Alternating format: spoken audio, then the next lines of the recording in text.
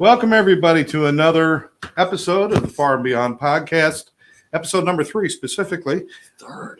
It's Scott and Micah coming your way. And before we get started, quick reminder, please like this show, subscribe to the channel that you're watching it on, and more importantly, share it with your friends because it's important that we get these messages out there. And we're both very sensitive guys, and if nobody's listening, we might cry. I'm already welling up. Are you welling up? Are you feeling you're feeling it? Just give it a thumbs up. Like and subscribe. Like and subscribe. That's all you got to do. And leave comments because your comments, we'll read them. Yeah. And we will be able to, whether it's something you want to talk about in future shows or a comment on what we are talking about currently, we want to know what you're thinking. If it's a negative, it's okay. If it's a negative, you don't have to agree with everything we say. You have the absolute ability and the right to be wrong. So go ahead. There's the first comment right there. Micah, do you always wear black? Micah, yes. Is that like your thing? Is wearing black? I've seen you in color once in a while. But it's that Steve Jobs thing, right? Like I got little kids. I got this. It's like I don't want to. I don't have time to think about it. So I have like 5 of these. I got 5 with a short sleeve. On you go, throw a jacket over it, you're good to go. I don't have to think. Yes. Plus, I also know exactly what my children are eating because it's on me. And I'm like, good. I know that they ate. Well, I'm good. It's a good indicator. Or what I ate. I'm always doing black in some way, too. You know what it is? I think it is. I think it's also just rock and roll. It is rock and roll. It is. I was always a jeans and a black T-shirt guy. Yeah, it's just rock and roll. You know? Maybe that's it. So, rock and roll. And all the best rock and roll T-shirts, they're not the white foofy T-shirts. No, They're the black shirts. AC/DC shirts, the Anthrax shirts, the Kiss shirts. Yeah. Come on. Yeah. It's real rock and roll. If you're wearing a white concert shirt, it's a bootleg shirt. Yeah. Yeah. You hope you enjoyed your Taylor Swift show. Yeah. No, that's Taylor Swift. No, good on you. Yeah, no, good for you. Yeah. I hate her. I don't hate her as a person. The music is a little bit. I'll put it this way, and again, all deference to Taylor. She writes her own songs and all that stuff. But which is cool. If we could trade Taylor Swift for another 9 seconds of Freddie Mercury, trade that. Who? 9 seconds. 9 seconds more Freddie Mercury. Who would you say was your favorite songwriter, musician, band songwriter? Come on, that's so hard. Because they're like children. You love all of them. Yeah. But because it's hard too. Because there's a lot of great artists that aren't songwriters per se. Great song. Songwriters, it's really tough. I mean, I would love to say like Elton John, but Bernie Taupin wrote all the songs, and he put music to the words. As the words are a dynamic duo. I mean, they're amazing. I lean towards now. Obviously, Aerosmith has stood the test of time with their songs, but there's been a lot of people in and out writing them with them. I really love what Bruce Springsteen has been able to do over the years, and every song he sings is poignant in some way. Right. That's right. If you kind of look at the bards of you got really Bruce Springsteen, Bob Dylan, Jimmy Buffett. Oh, hey. Anybody that can get me wear a parrot on my head, right, is a good guy. But if you go to his catalog, you go to do deep cuts. He just writes great songs. I mean, he's a poet. Billy Joel. I mean, obviously he went. I mean, talk about prolific. He went hard in the paint from 72 to 94 or whatever it was, and now he just has a new song. And he didn't write it. This is the one he didn't write. Oh wow! But someone got him to do a new song because he's like, I got to do this. Yeah, Paul Simon, brilliant songwriter, singer-songwriter. McCartney, Lennon, and Harrison, all 3 of them, and Ringo and Harrison. The 5 worst words ever spoken in rock and roll. Let Ringo sing this one. Yeah, that's right. No offense, Ringo. It's probably in Delaware right now. We love you, Ringo. I love you, Ringo. And Ringo, by the way, another one of those people, clean and sober. Yep. And very supportive of recovery community. Very unbelievably supportive. And by the way, come final analysis, which Beatle is loved the most? Ringo. Which is I don't know why. It is. I don't know why. It was always like that. But I can tell you what. You know what? He had the first of the Beatles when they broke up. His album was #1 first. I think the best looking Beatle was George Harrison. Oh yeah. Not that I'm, into, No. but I think looking at them, Paul McCartney's a good looking guy. He's all right. John Lennon, he's a good looking guy. Ringo, he looks like all of us, which is what I love about him. George Harrison, I think, had those moments where he really looked George looked the most like a rock star. There you go. He really did. Absolutely. And plus he was a genius. He really was. Genius. Really was. Listen to his kids. This will be our segue to the kid talk. I'll tell you why. The reason why. Because let's look at some of their kids. Danny Harrison, unbelievably talented, spitting image of his dad. Donnie Harrison, pronounce it right. If you look at Julian Lennon, Sean Lennon. Julian Lennon. Yeah, they look a lot alike. But also talented. And if you listen to Sean Lennon's work, he did with Les Claypool of Primus. I think it's called Lennon Claypool Experience, something like that. It's like, oh my gosh, this is the Beatles if they had recorded in 1977. Right. I mean, it's uncanny. So it's kind of cool to see how that turns out, because sometimes that doesn't. The apple does not fall even near the tree. No. You see a lot of musicians, and you see their kids, and you think they're going to follow and be a rock and roll star. But actually, that's a rarity. It is. It really is very rare. You look at like Ozzy's kids. Right. Now they both went in and did their own thing and everything, and successful and really cool in media, different things, parts of media, TV, and everything else, but not real knockdown, drag out music stuff. Right. And we could go on and on about all these different, celebrities, children that really didn't do much, but it's cool when you do see it passed down. Yeah. John Bonham and Jason Bonham and Jason Bonham. To see that was John Bonham was a drummer for Led Zeppelin, passed away. Jason, kind of took the mantle. Yep. Now he has he calls the show the John Bonham Experience, but it's Jason Bonham. Yeah, and he do the Elvis. He does all the stuff, the Zeppelin stuff. Elvis. Zeppelin, not Elvis. Well, speaking of that, you have. Didn't he pass away though? Elvis's grandson, Keo.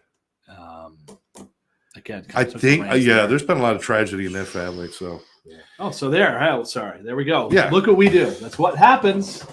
Welcome to the podcast. Oh, God. Here we go. Okay. Lucas is there saying hi. Lucas, hey, how you doing, brother? See you tonight because I'm DJing tonight.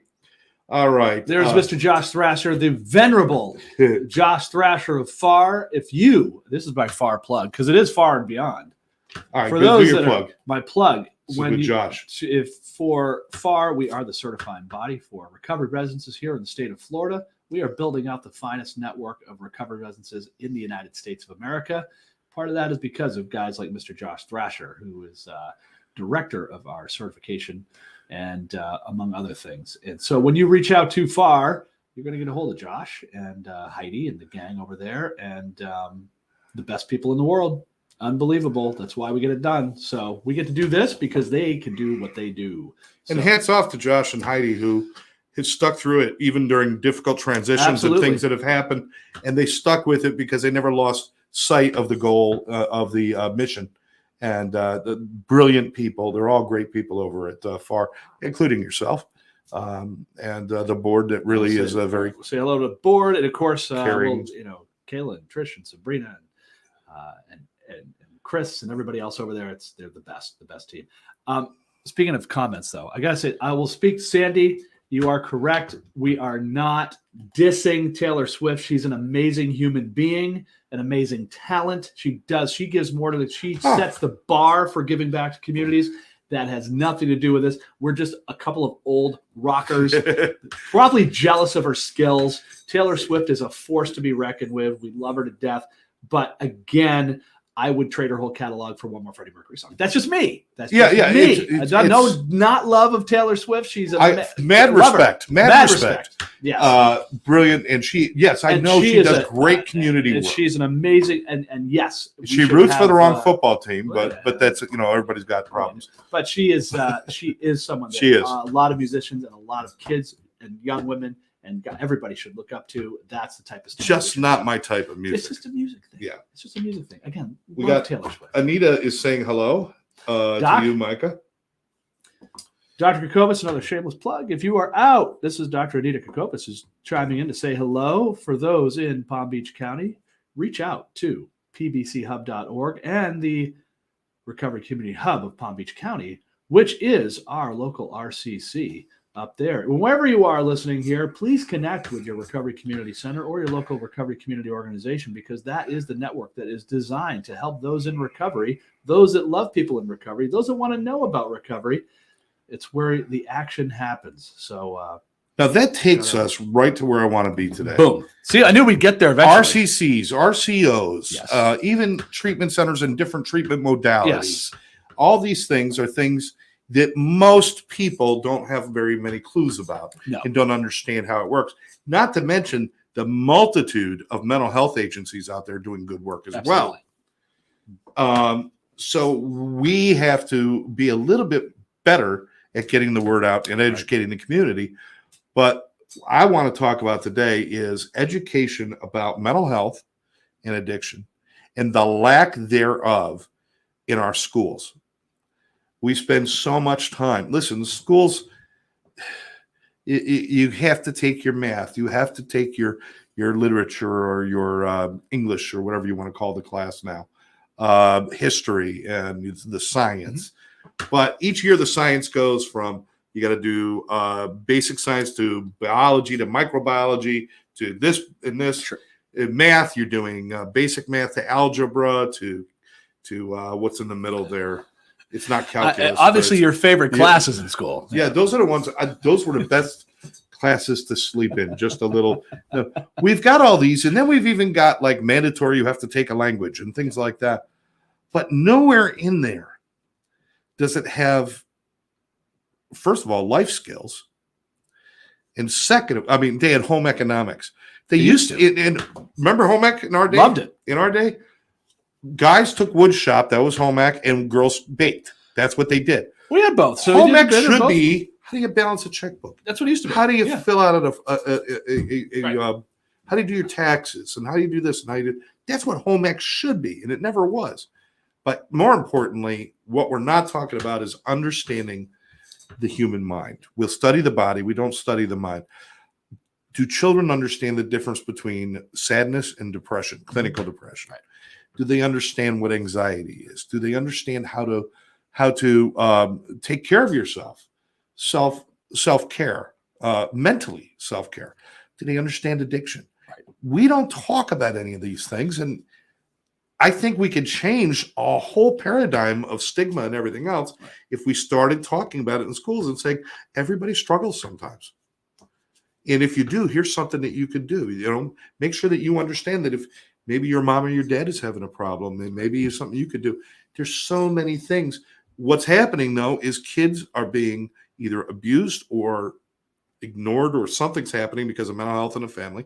They take it on themselves. They become depressed. And it's a horrible cycle, and the kids have no idea what's going on. I think the biggest. What do you think? You're a new dad. So I'm a new dad, but also I've been working with kids. That's literally been my career since the beginning, and I still do. And understanding, first of all, our kids are an amazing group of creatures. They're very resilient. They're very intelligent, especially kids these days. They have access to everything.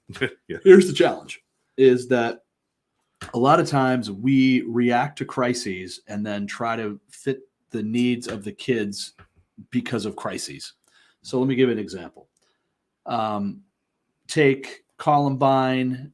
It's part of the kickoff of the school shooting thing with Columbine. Yeah. And then you work it up now. Now it's miles from here. Marjorie Stoneman Douglas. Yeah. So all of those were dealing with kids with either behavioral health challenges that weren't addressed or were observed and nothing was done. And so we see the result. Kids that felt marginalized or bullied and their response to that. And then so something awful happens and then we apply response to it. One of the positives and it's hard to say positives, but one of the things that came out of the Marjorie Stoneman Douglas was finally at a federal level, we started putting more dollars into mental health supports, getting more than just a guidance counselor. Yeah. Because guidance counselors used to do a lot of counseling, but now guidance counselors, unfortunately, are doing a lot of just picking up the slack for a lot of things that can't get done in that school day because the schools have been asked to do so much more. So what we have is we do have great organizations that get in there with counseling services, et cetera, and they're trying to build out these programs, but it's how do you get ahead of the curve? And so we're not reactionary. We have to be proactive and responsive. And that's where, when you talk education, there's tremendous programs out there, but at the end of the day, what is the outcome we're hoping for? And are we giving the right inputs to get there? There's a lot of programs. I'm not knocking programs. Like, I'm not going to knock, it's not like knocking our good friend Taylor Swift over there. This is not that. This is saying, let's take a look at where our kids are at. What do they truly need? Children's mental health is probably the most precarious it's been in our lifetimes, if not ever. Yeah. Because of a lot of external factors, media, all those types of things, how things are, there's just so much for that young brain to try to handle. And then what do we look at after that? Someone tries substances because they want to feel differently than the way they're feeling, right? And now look at what we have on the table for them for substances. So you put those two things together, it's a recipe for cataclysm. Absolutely. I mean, you made a good mention, and we got a comment here. Let's see. Sandy saying, unfortunately, much of the literature that relates to life issues and problems are now being banned. That's true. It's true. That's true. One size doesn't fit all, Anita's saying. Exactly. And that's the same thing about recovery and treatment too. There's no cookie cutter. We talk about the individuality of kids, yet we try to apply a base, this program will meet it's like, that's just baloney. We're not doing treatment. Yeah. We're giving basic information, a baseline, so that I understand that possibly when I'm in high school, I'm not saying we got to do this with 3-year-olds and 5-year-olds and 10-year-olds. Right. I'm saying maybe at least late junior high school, at least, where I can understand that those feelings that I have of depression, I don't have to hide them. I can go and ask for help. It's about destigmatizing these kind of issues. There is no one approach to any of this stuff, but there can be baseline information. Mm-hmm. Walking out of that class and understanding the Pythagorean theorem, that's all good and fine. Walking out of school, I know the Pythagorean theorem, but I don't know what to do when every time I have to walk into some place, I feel panic, or every time my parents fight, I want to run away. I want to jump off a bridge. I want to, not to have that information. Right. I mean, technology now has made, you're right, it's made a huge difference, media. Bullying used to happen for us when we went outside with friends. Yeah. Or not with our friends. When we go to school and we run into people we don't hang out with. Right. So bullying had small windows of opportunity. It leaves a big mark. I'm not discounting that. But now bullying is 24/7. 24/7. It is 24/7. It's people going on your Insta face page and all the other shit out there and belittling you, berating you, calling you out, and posting videos of you. Oh, yeah. And not to mention that, the idea that we have so much access. I had access to my neighborhood. Yeah. Well, I had access to my neighborhood. All I had to do was live within my neighborhood. Now, I'm trying to keep up with somebody who's in some small town in California. That's right. Well, think about it. Everything's global. You're 100%, but think about it. Your mode of transportation dictated your worldview when you were a kid. That's true. So at first, it was wherever your parents took you. Then it was wherever your scooter could take you. And then once you learned how to ride a bike, it's like, oh, the bike opened up the world. Oh, yeah. That opened up your town. And then you get your driver's license. That opened up your world. And then whatever film strips you saw at school and, whatever that. But today, your world is the world. Right. 24/7. So it's a factor. And again, it's the same thing. It's not like this is bad, genie in the bottle stuff, but we have to understand that perspective. It creates more risk. That's right. It's not bad. Everything has risk, but we have more risk of being hurt or getting bad information now than ever. And just having that instant gratification at our fingertips constantly. We were just talking about Herb Albert before the show went on in a song. I was in what 7 seconds. I pulled up his name, started playing his music on my phone. Yeah. That was unheard of before. Back in the old days, you and I would have had to turn on the AM radio channel or go to the record and store sit and listen until they played that song, Right. and maybe even call in. We used to call in radio stations, yes, and request songs. So to get your request heard. people, there wasn't this urgency of life that we have now. Yeah. Everything is urgent. Everything has to be now. Right. And that creates anxiety, and that creates. So I want to know what your thoughts are. I mean, should there be mental health and addiction and those kind of problems? Should that be addressed in school with the kids? Should they have a baseline understanding? Not treatment. That's not what I'm saying. I don't want to go in there and do treatment. And it's right. But there's a requirement. Most states, especially in Florida has a requirement in your curriculum to teach behavioral health and substance. These are things that are taught. The question is for the schools, and this is to be supportive of our schools, is that for them to create the environment and the bandwidth to do that with the delicacy that it needs, it's really hard to fit it into the other components that they have. So, it's like we got a program, come in, we'll do a 2-hour thing, check the box. Okay, we did it because they have to do it. But, we talk to teachers, and this is in my experience working with coalitions and working with schools and teachers all for years and years and years. They want as much to help their kids as possible, but balancing out everything they have. So should it be? Yes. Is it?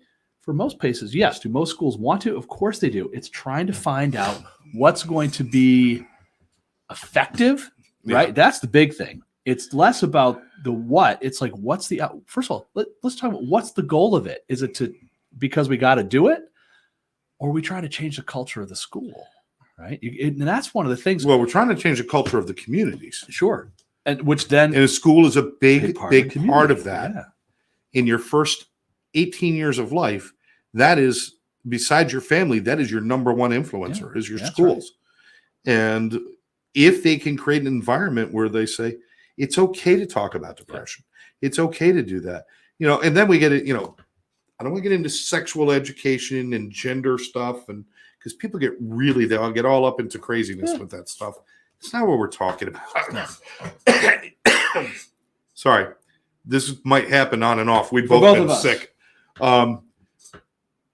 I'm talking about creating an environment and enough knowledge for people to know it's okay to talk about.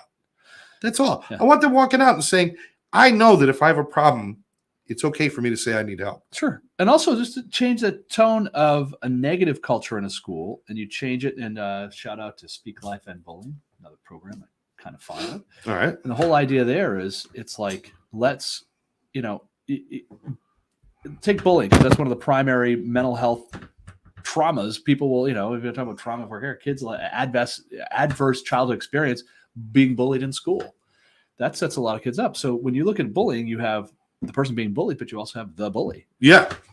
Bullies aren't, they don't just appear on the scene. Much like in substance use, people don't wake up on a Tuesday and say, you know what, today's a great day for fentanyl. It just doesn't usually happen that way. So learning about where the culture that creates and supporting those that are, and knowing that it's not a safe environment to do that, and knowing that that's not an okay thing, but we have to change how people speak in schools, how people treat each other. Some of the worst bullies that I observed growing up were teachers bullying kids. Yeah. And that was just part of the shtick. And then you look back on it, and it's like, wow, that set some kids up for a lot of stuff. And again, this isn't to put any blame on anybody, but what I'm saying is that we have to look at how we're treating each other. What is it? And if once you do that, here's the thing, we got to flip the switch. Welcome to opinion time. Flip the switch here. Okay. Let me get the disclaimer. Disclaimer. All the shit Micah's about to say. We don't agree. No, this is based on, but if you have that environment of safety, inclusion, and value, the academics fall into place without one outcome we have shown is that if we, mentoring is a huge thing that works in schools. If kids feel like they have someone to look up to and feel appreciated by, everything changes. The academics go up. People, if you don't have those anxieties about just being yourself and being there, well, then, that other information is going to flow in a lot better. So if you created that, you started with the mental and behavioral health start first as the foundation, as you said. Yeah. The rest of it, you've built the environment where all that flows, and kids go through the roof when it comes to their achievement because they feel like they can. Also, give them the opportunity to excel where they're going to excel. You got to have a foundation of reading, writing, and arithmetic, but think of all the creative kids we knew that did fit in. You got to create the environment that they can feel comfortable. Absolutely, and people are probably going to flip out when I say this. Education isn't as important as it used to be. Correct. Because of the access to information that we have. Right. I can rebuild a car with this phone. Yes. I've actually done with my phone. Yeah. I've jammed it in. He walked here. But that's why you were so excited about bicycles. I have to ride mine. I want to ride. All right. See, it's all back to it all goes back to music. Here's the thing. We're still working in a society that values IQ over EQ. Mm-hmm. And our society has now become EQ is the higher commodity, right? Because EQ creates more success than IQ. Mm-hmm. Now, EQ is emotional intelligence. IQ is intellectual intelligence and numbers and figures. But EQ is emotional intelligence, which is your ability to deal with people, connect with people, understand people, have empathy, navigate the world around you. Navigate the world. You can walk in, you can act smart in any situation, but if you don't have a practice in your EQ, in understanding how to connect with people, how to function within a world, and at one point protect yourself, but at the same time be open. So, I mean, there's a lot of things. This is where we should be going. Mm-hmm. I don't need an algebraic equation. Why? It's at my fingertips already. I need to be learning in other areas. I would love to see a return to kind of that. I don't want to say go backwards to the Renaissance, but to the point where literature was so important. Mm-hmm. Reading the thoughts of others and absorbing that stuff like back in the Renaissance. I'd love to see a return to that. Well, you're not telling you have to go back to the Renaissance. You have to go back maybe 20 years, right? Oh, yeah. That's about it. Because, Yeah, and a Renaissance was 25 years. 25 years ago. Yeah, okay. For those that know. But think of it this way. We've made the entire world Cliff Notes. Yeah. So when we break everything down into a 35-second video, where is the digestion? Where is the application? Where is the thoughtfulness that goes into when you read a piece of literature, right? And you have to find the themes, the subtext, and those types of things. It takes thought. To be literate doesn't mean you can read. We have lots of people that can read that are completely illiterate. Yes. Okay. And that could go across a number of different avenues. So being thoughtful, being mindful leads to understanding, leads to empathy. A lot of people created their empathetic journey because they identified with a character in literature, and you could identify there. Mm. So that's kind of a lot, and it's becoming a lost art. And when you talked about the idea of if we can navigate relationships and things like that, well, it's a weird paradox because take the bus stop, for example, right? And I was great. I had my daughter on my three-wheel. You're gonna love it. I had kind of bike, so cool. I have a little bike seat in the front, and here she is, a little dinosaur. Flying monkeys coming behind them. And 3 speeds, ding, ding, ding. Anyways, riding along to school, and the middle school kids are getting ready to get on the bus. When we used to get ready to do the big walk to school, because I walk to school every day. You gather the crew. All uphill in the snow, no shoes. No, we did have snow, but we didn't care. We had snowball fights. It was awesome. It was so much fun. It was like part of our day. It was It was like the best part. But no matter what, as you went, you started as one, then it's almost like in the movies, and then the other kid comes in, and the other kid comes in. It's like that. But riding that bike along the street, and every single kid, even in groups, they weren't interacting at all. It was this. Yes. And I'm talking kids by themselves, sitting, bad posture, this, which is going to have a problem at one point. And then groups standing there, it's this. Yeah. And I'm like, Okay. Golden opportunity to talk. That's something that could be talked about in school, because that part of that's the playground. We used to call it playground socialization, right? You figured out your stuff on the playground. You figured out your stuff on the walk to school. And now that stuff got resolved with a positive peer group or your peer group. And if you had a disagreement, who knows, maybe you got in a fight on the way to school, but you dusted yourself off, shook hands, moved on, and it was done. Right. So kids need an opportunity to unplug and debrief and connect with each other. And they're not making those thoughtful connections through this. This is amazing. It's got it's fun, it's cool, but your TikTok crew in wherever, at the end of the day, mean nothing. Yeah. I mean, unplug people, not this podcast, but everything else. I agree with you. Turn us off and get connected. There you go. Just kidding. At least I see the changes in neighborhoods where, I remember growing up in Syracuse, New York. Yep. And one of the neighborhoods I lived in was like this cul-de-sac neighborhood. Mm-hmm. All the houses were the split level houses. That's right. And it was like, everybody had the perfect lawns because that was important. Had your romper room. But we had all these little cul-de-sacs and little woods behind the development.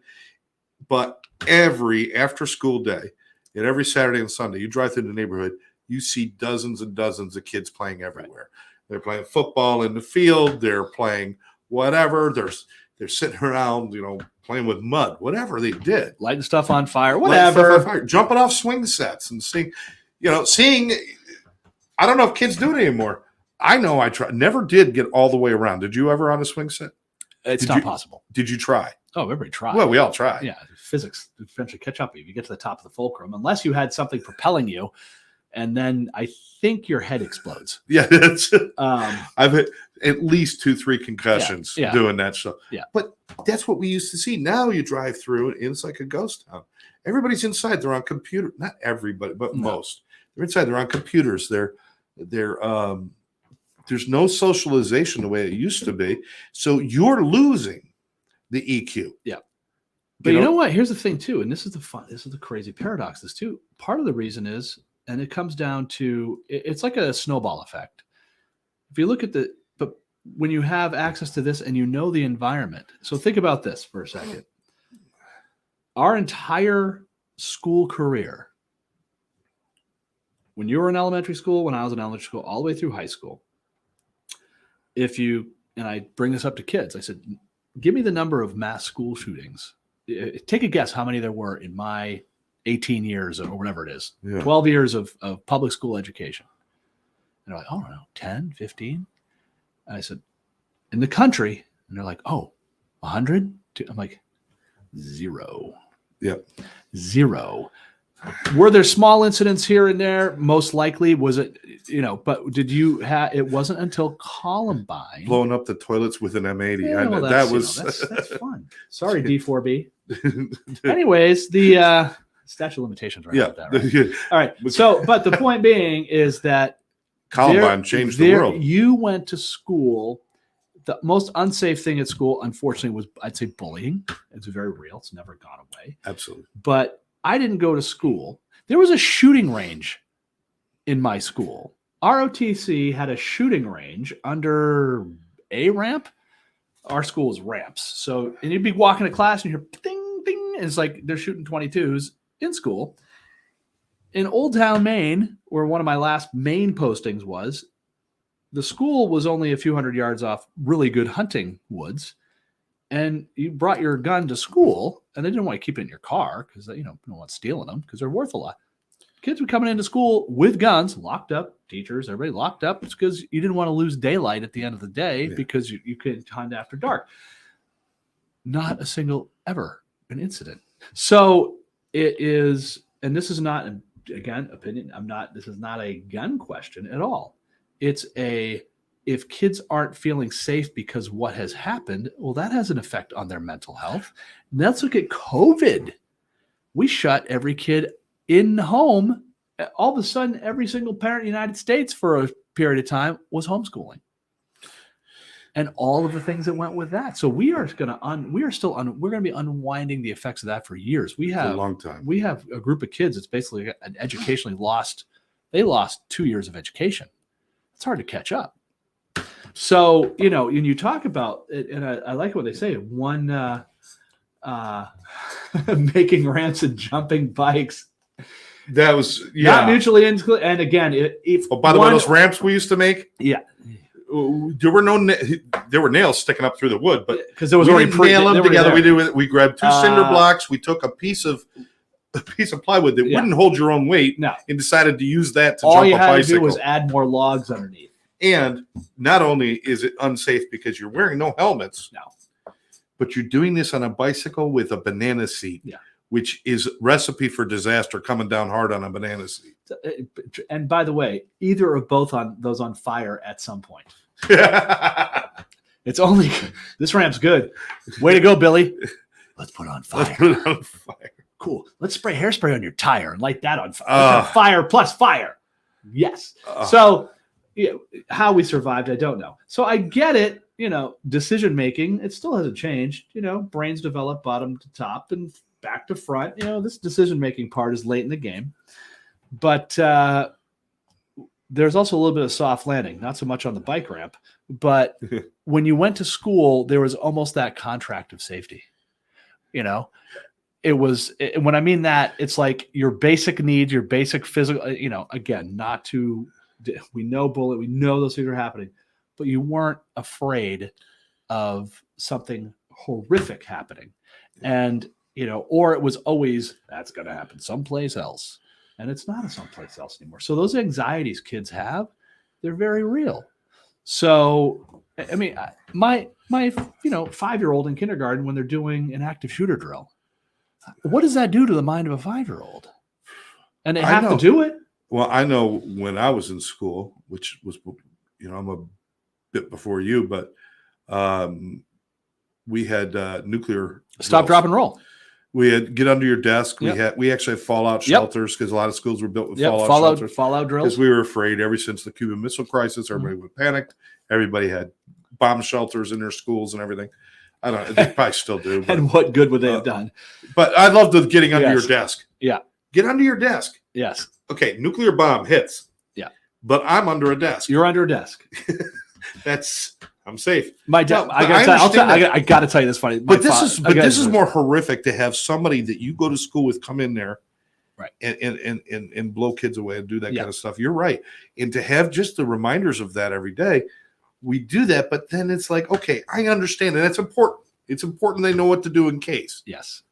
But let's also talk about where your head's at while we're doing this. Right. And remember, every single one of these incidents comes back to mental health.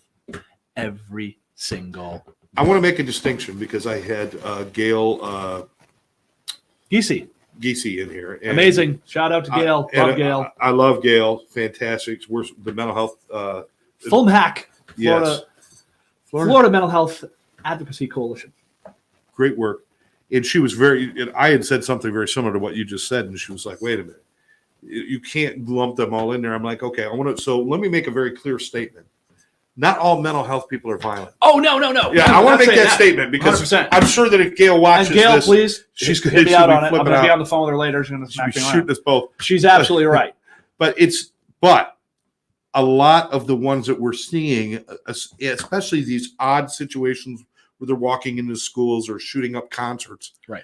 These are precipitated by some sort of mental crisis. Yes. Doesn't mean they're mentally ill. And actually, but it could be a mental crisis that if there was more of education, if there was more open discussion, maybe we could avoid some. Well, the other part of that too is, and I'm just going more in the school situation and situationally, also that people understand, and this is where Gail, I get back to Gail's good graces here, but this is very true. We have millions of people in this country that live, manage, and work. It's like anything else we manage that may have a behavioral health challenge. Okay, it's a Tuesday. This is what I experience. This is how I manage it, and I live my life fully and beautifully, no matter what. It's like someone in recovery. It's like someone with an addiction. You get that. It doesn't mean your life ends. We have people and do amazing things. But what we have, because if we address it, if we support it, if we care about it, if we talk about it, and we provide the resources, it's like anything. We see the protective factors go up and the risk factors go down. Yeah. And at some point with those horrific incidents, and it's across the board, is that that individual at some point didn't get what they needed. Either they were failed by a system, or precipitated by some other event. I can't answer those questions, obviously, but people can live amazing lives, but that's the whole point. We have to be open about it, educate about it, talk about it. It's the same thing with drugs and alcohol. The stigma of addiction, the stigma of mental health. Mental health is the largest health crisis in the United States of America. Hands down. Someone who has an episode of depression or anxiety in their lives is a 100% guarantee. Yeah. So absolutely, we don't want to lump all that. We have to identify someone that had something in a mental health component that we went unaddressed, unobserved, whatever that was.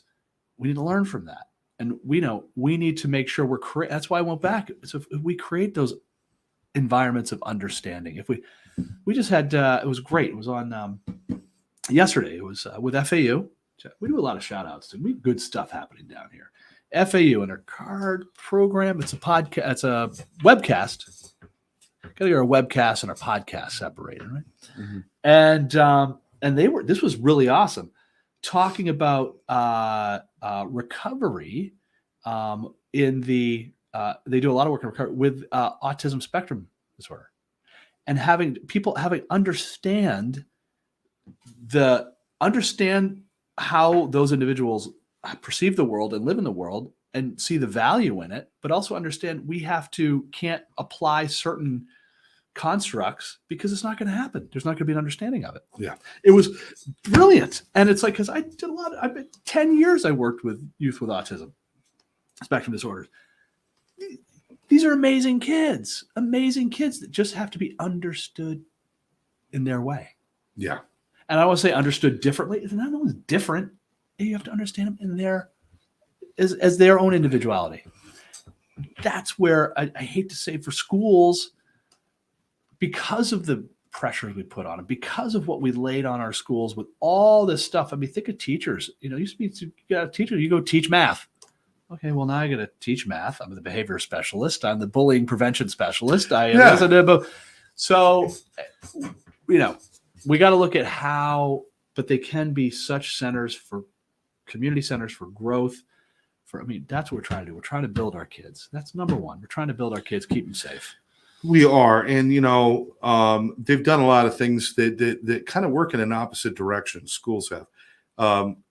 When I went to school, lunch was an hour. Yeah. You would eat in 20 minutes and spend 40 minutes on the playground. That's right. Or in the gym if it's bad outside. Yep. And that was very important for your day. Now, the last time my daughter was in school, which was only a few years ago, here in Broward County, her lunch period was down to 22 minutes. Yeah. And that's getting to and from. Yes. You got to still travel, stand in line if you're buying lunch. Yep. And eat your lunch, and then there's no recreation, there's nothing like that. Right. Because let's get right back into the class. So they're teaching you to eat in an unhealthy fashion. There's not a nutritionist out there that says you should eat lunch in 20 minutes. Right. Or by the time you sit down, maybe 15 minutes. They're always like, chew slowly, take your time, relax. Don't make the food the enemy of what you're doing or anything. What's the best part about sharing a meal with somebody?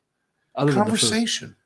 Well, time together. The lunch table. You had your lunch table crew, right? Yeah, you had a hierarchy in the lunchroom. You had a hierarchy in the lunchroom. Which group would you sit with? Mine was always roving because I was always doing 100 things. Surprise, surprise. I was always with the burnouts. So I'd be one day Wednesdays, and because it was always shifting periods. So I'd have jock table one day because it'd be all my hockey player guys, and the other days I'd be hanging out with my bandmates and. There you go. And or if I ever made it, but but you bring up nutrition too.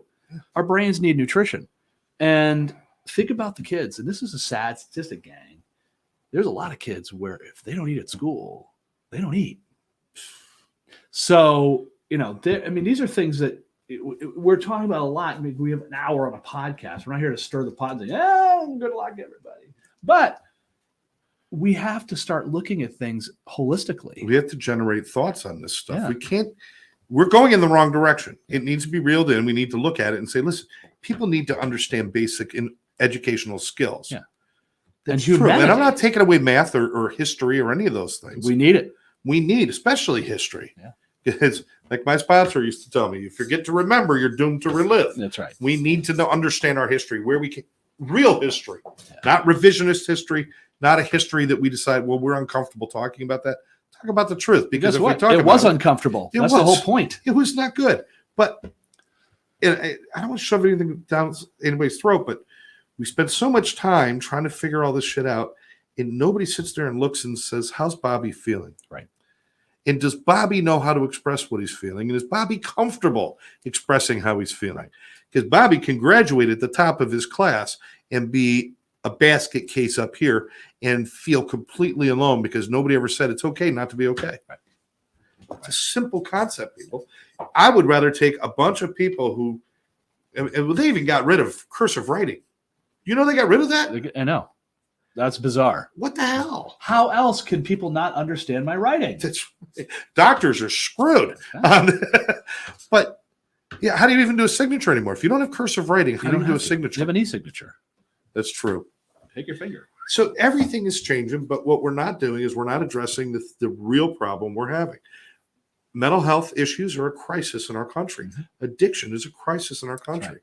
Alcoholism is a crisis in our country. Depression and anxiety are at crisis levels in our country. Mm-hmm. Suicide is crisis. Why aren't we addressing these with the kids who need to know this stuff before they step out in the world and realize I'm lost? And again, there are organizations, there are programs that are amazing at addressing these things. Comes down to the larger. We have a lot. We can have and a lot of time. And again, a lot of these programs are brought in after the fact as a response. Yeah. I know. And, so we have to be being proactive. That's why I say flip that script, build the culture. Look at the culture first. What culture do we want to have? What are the assets we need to do that? And then everything else layers in. And academics will always follow no matter what. Kids want to learn stuff. Yeah. That's what they're little sponges. Yeah. And the things they need to learn. And also we have to look at what we're teaching to line up with what they're going to need. Math and science is kind of everything right now, but we have to have the humanities, all that stuff. But getting kids prepared, we don't know what's going to happen in the next 10 years with the advent of AI and everything else going on. So, what we're seeing and what universities and schools and things we're talking about is like, there's going to be a return. We need humans to know how to deal with humans because we're not going to need you to work on machines. The machines are going to work on machines, Teachers, we have a comment from Sandy. Teachers have to teach for tests.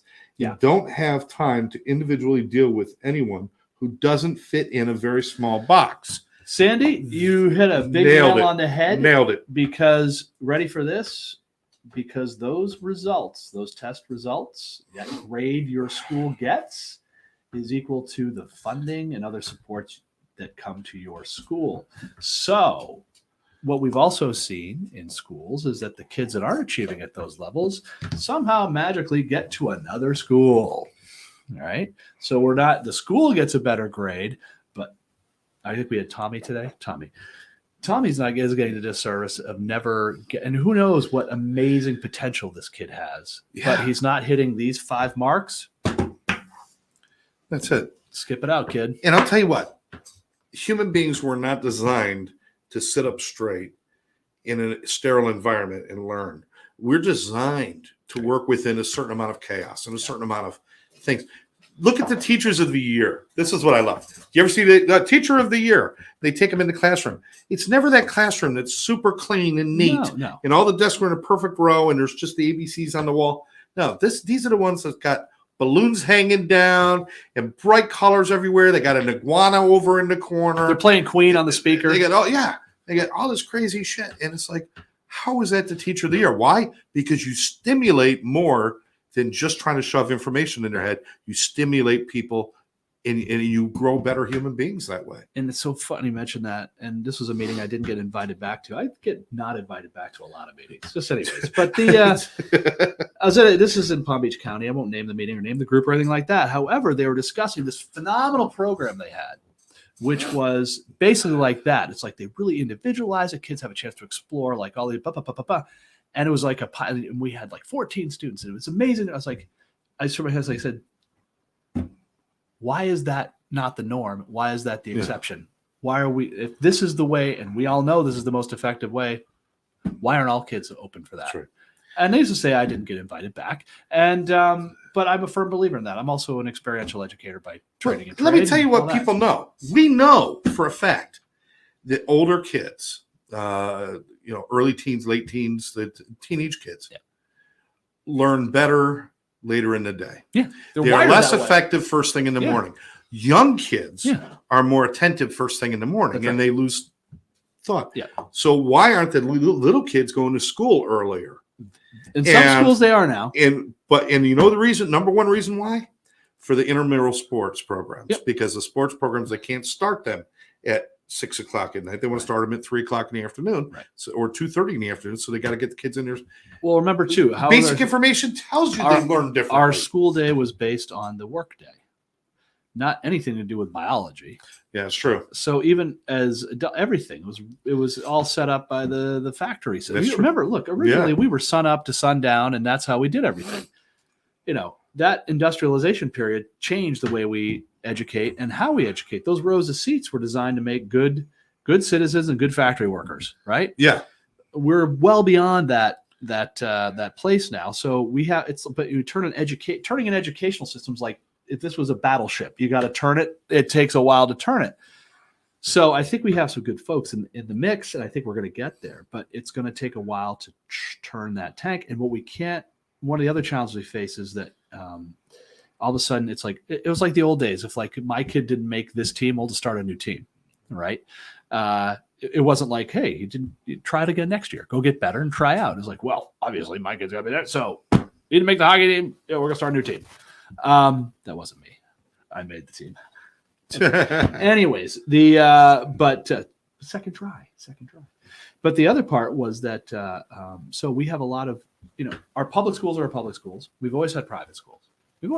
Yeah. We also have this huge network of charter schools now. We have this other. So every time we try to create, it's like, so this part's teaching this way, this one's teaching this way, this one's. We're not getting for why. What's the outcome we're hoping to achieve? And if it's like, hey, most of our kids go to college, that's not an outcome. It's like the same thing. Like, we don't measure completing treatment as an outcome anymore. Right. Good. Fantastic. But is that going to change the trajectory of your recovery? That's the beginning. That's the it's beginning. Not. It's not the place to measure. Great. It's where we begin. So, that movement, and I won't get into the politics of it all, but the fact is that, we have to have some collectivism here. And yes, we have a state learning standard. Completely understood, but when everything is based around that versus what about the other things to measure? Yeah. We got to figure. And those are the things. Those are those emotional intelligence things we have to ask. What is the state of our mental health of our schools? What grade are you getting? You want to grade something. How are your kids feeling about this? There you go. I'm not saying I don't want to get into this thing where, okay, no more grades. You get smiley faces and frowny By the way, faces and all that. When that has failed every single time. Because you still need to set bars. And but what you need to do is you need to work in a way. Listen, when you add color to a presentation, people are more attentive to the presentation. When you add a little color or flair to your classroom in your teaching, you can reach more children. And the children become less uptight. Well, they're children. And you start to, I know. But here's the bottom line. I took an IQ test. And the number's not important, but well, I don't like to talk about it because everybody talks. It gets weird, but I thought, well, I got it made. Yeah. But it turns out the 99% of my life is based on my EQ, right? Because of the path I chose to connect with people, work with people, the work that you do. Right. the intelligence and the IQ and all that, it's good. It's good that I got good comprehension. I can do all those things. But it's about really just being attached to things and understanding that whatever I'm feeling, I'm justified to feel it, and I'm allowed to talk about it. That's what made me a healthy person from a sick person. Right. The number one thing. That's something we could share with children from the get-go, and we don't do it. And also, it's where we got to go. And remember, those feelings you were having, that's a sign of a healthy person too. Yeah. There you go. We are at the end of our show, what? my friend. Yes. Yeah, we are at the end of our show. We didn't even get back into the Queen catalog. I mean, we were ready to go. Ride my bicycle. Let's do it. We're going to do more on these topics and things like this. Listen, these are our opinions. And just because we say they need to do this doesn't mean that's exactly what should happen. What we want to do is we want to elicit thought. Spur the conversation. Yes. And change will happen. Whatever I could, if I had my best idea, still getting a cough. If I had my best idea in the world, it still wouldn't be right. It needs to be mixed with others and put together and thrown into a pot. We come out, we say, there's where it is. Because I can only see from my perspective. Right. We need multiple perspectives. We need multiple people talking about this. But what we do need is we do need to do something. Mm-hmm. The state of the USA in mental health, addiction, in crisis, and all these things is not good.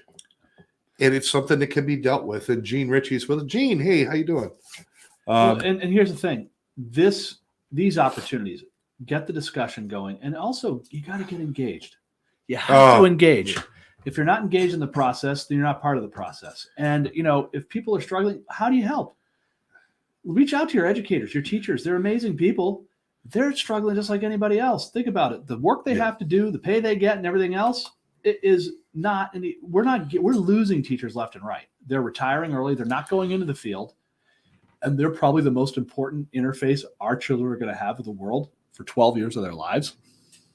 So, that's not even a probably. That's for sure. That is for sure. So we have, and again, how does this tie to recovery, addiction, those types of things? We're looking at the ground floor of where the stuff begins sometimes. So, nothing lives in a silo. The work that happens doesn't live in a silo. That's right. Children don't live in silos, right? They just don't. So we got to stop treating it that way. It's not like, well, today is mental health. Today is substance. Today is mathematics. No, it's like it all works together. Open it up. You made a great statement at the beginning for our last minute or two. You made a great statement about, we're great at the crisis. We when love we're faced a crisis. we're in the crisis, we'll step up. Oh, let's make change. Let's do this and let's do that. We love texting $10 to our favorite cause. But what about avoiding the crisis? It's not, until it comes up and slaps us in the face, it doesn't exist. Well, and the thing is, it's not about avoiding it, because guess what? That crisis will again happen. Nothing gets cured. No. But if we're proactive, we manage it a heck of a lot differently. A lot better. And we can predict a lot of them before they happen to minimize that. Look, it's like the drug issue in our country. We are not the war on drugs. That's a war you're never going to win. It's a chemicals arms race. We're going to be there forever. So how do we manage those that are our law enforcement brothers and sisters that are out there, and they're great at creating intelligence. They're great at setting the tone. They're doing an amazing job. They know they can't turn off the tap.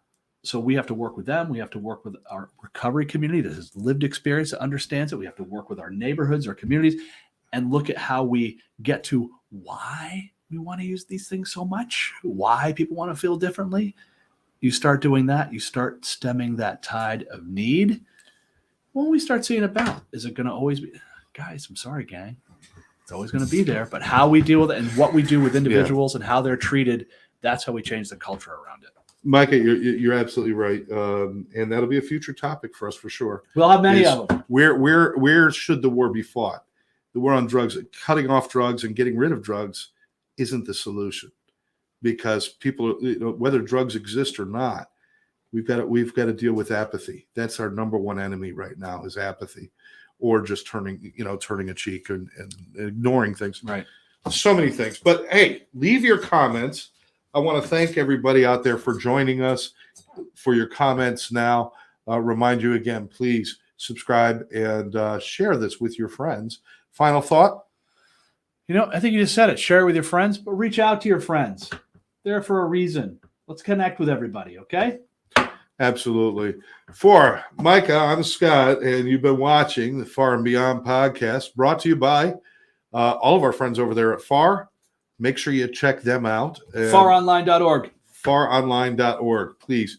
And One Brother, One Sister, serving our first responders and frontline workers with mental health and addiction education and information. If you want to know more, you can go to onebrotherOneSister.com.